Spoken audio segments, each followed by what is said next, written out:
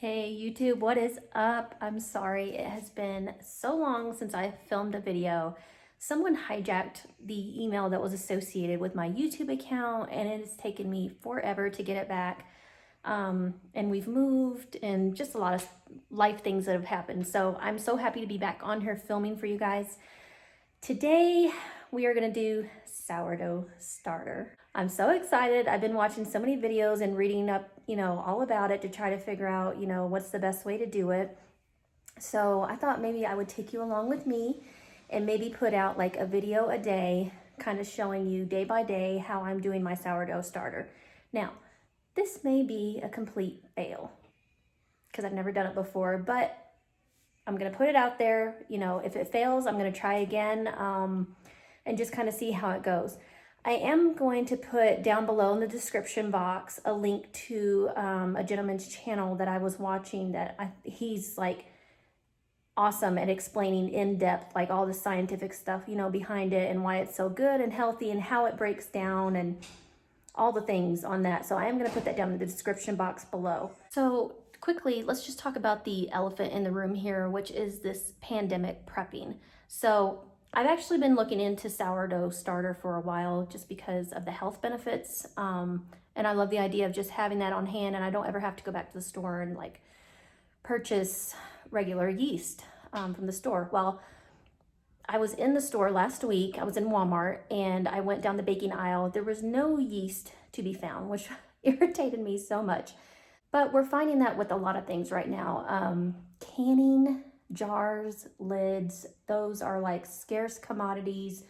The pressure canners, which thankfully I have one, it's in storage. I'm gonna get it out this week. The one that I wanna get, it's an all-American. I was just looking on Amazon yesterday. It's like $560 something. It's like double the price of what it normally is. So a lot of pandemic prepping going on right now. People are wanting to learn these skills. They're worried about the economy. They're worried about food shortages and all of that kind of thing. So I thought now is a perfect time to go ahead and get started on my sourdough starter. So I'm not going to keep going on and on about it. Let me turn the camera around and I'll walk you through what I'm going to do here. Okay, guys. I am in a hurry to get started on my sourdough. So I really want to do a rye sourdough starter, and doing a rye or a whole wheat, it's supposed to like take, maybe be a faster process for you, of course, healthier and all that stuff. But right now I don't have either of those flours, so I'm just using all-purpose flour. It's bleached. It's like probably the worst flour you can get, but for sourdough purposes, from what I gathered, again, from watching the video that I watched, which I did put down below in the description box, after a while, when all the good bacteria takes over, it's not even going to matter that I started out with an all-purpose bleached flour. So I am going to start out. I have my mason jar here. I have a scale. You do need a scale to do this. You need to measure this out properly. So I've got my mason jar. I just washed it again to make sure it's good and clean. And I have some filtered water here. I heated this up in a microwave just a little bit just to make it kind of warm, which I don't think you even really have to do, but I just did it. I've heard other people say make it lukewarm or like a baby's bottle, so that's what I do with that. So all we are going to do is I'm going to start out with 2 ounces of my flour. So let me turn on my scale here. Okay, so I've got my scale on. I put my jar on. Now I'm going to tear this back down. It's called tearing. It just basically takes it back down to 0. So I'm showing 0 ounces. So I want to measure in 2 ounces of my flour. So I'm going to do that now.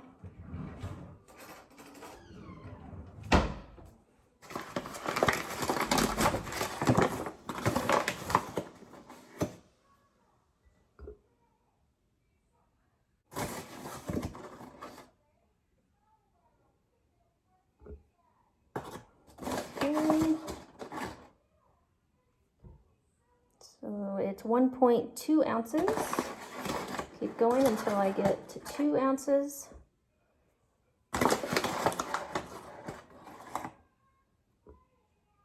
1.6.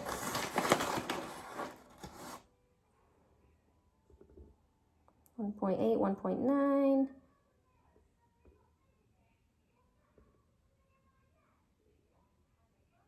Two. Okay, so I've got 2 ounces of flour in there. And then I'm going to pour in 4 ounces of water. And again, this is this can be done different ways. I've seen people do it like the same ratio of flour to water, or a little less, or in this case, a little more. So 2 ounces of flour, I'm going to do 4 ounces of just room temperature or lukewarm filtered water. And you want filtered, you don't want the chlorine in there. That could interfere with the whole fermentation process, could slow it down, could stop it altogether. I mean, there's possibility you could still get it to ferment how you want, but it's just better to use filtered water. So I'm going to pour in, I'm going to tear this back down to 0.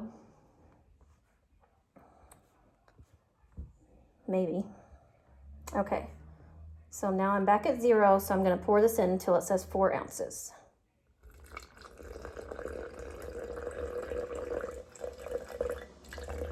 And I should have used, I should have used my little, okay.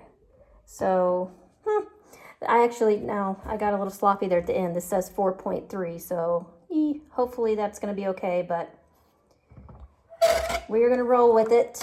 So now I'm just going to stir this really well. Get this all mixed in.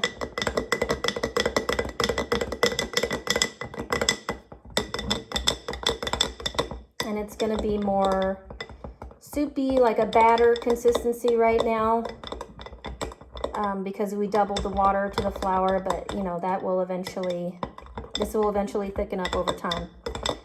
Now, making a sourdough is not a fast process. I think it's relatively simple once you get the hang of it, but it's not fast. This will take several days, at least probably a week, maybe even more, for everything to happen in here, for the yeast to start, all the good bacteria in the yeast to start growing. But it's well worth it because, I mean, once you have a sourdough starter, as long as you care for it and feed it at, you know, regular intervals, you can have this basically for the rest of your life. So never have to worry about store-bought yeast again. And plus the health benefits are just so much better. So, all right, so that has been stirred up vigorously. Now I am going to put a lid on here loosely, and you want to store this in a warmer, not super warm, but I think it's between like 70 and 73 or 74 degrees. I'll put that in the description box below, the exact temperature they say to store it at, but some people say they store it in their microwaves, or some people do it in their ovens, wherever you can get it, you know, to where it's not going to be cold. If it's cold, it's going to really slow down the process. Now you don't want to get it too hot, or else it will kill your bacteria in your yeast. So I'm going to put a lid on here loosely, and I think I might just set mine in my oven for now. I thought about my microwave, but we use our microwave a lot, so nobody uses the oven except me, so I'll remember to take it out if I need to. So I'm going to store it in my oven, and then I'll kind of show you what that looks like.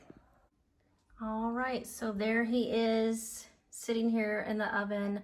I'm thinking about wrapping a towel around it, and I've seen some people say they turn on their oven light.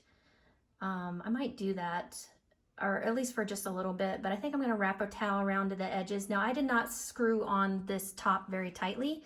I just loosely put the top on. You need to leave that, you know, a little bit loose so the gases can escape, you know, and the process can work for you. So I'm going to put a towel around him and turn on the light, and that is really it for today, except every so often, maybe every few hours, as I walk around in the kitchen, I'm gonna stir him again vigorously.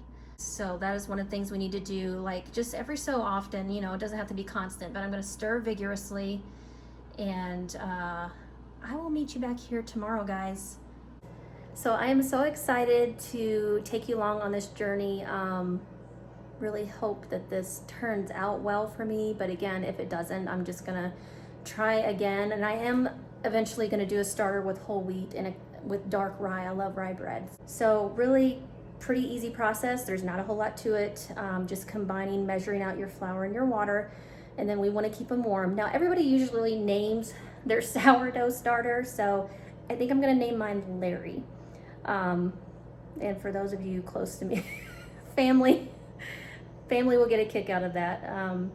But I think I'm gonna name mine Larry. So I'm so excited to bring you back tomorrow and we'll see what we're working with, see what he looks like, and go from there. Thank you so much for watching this video if you stay to the end. If you're not a subscriber, I would love to have you as a subscriber. You'll see lots of cooking videos. I love canning. There's gonna be a lot more canning videos on here, just, you know, stuff around the home, homeschooling. I'm homeschooling for the first time this year, so a lot of good stuff coming out. So thank you so much for being here. I hope you have a great day, and I'll see you tomorrow.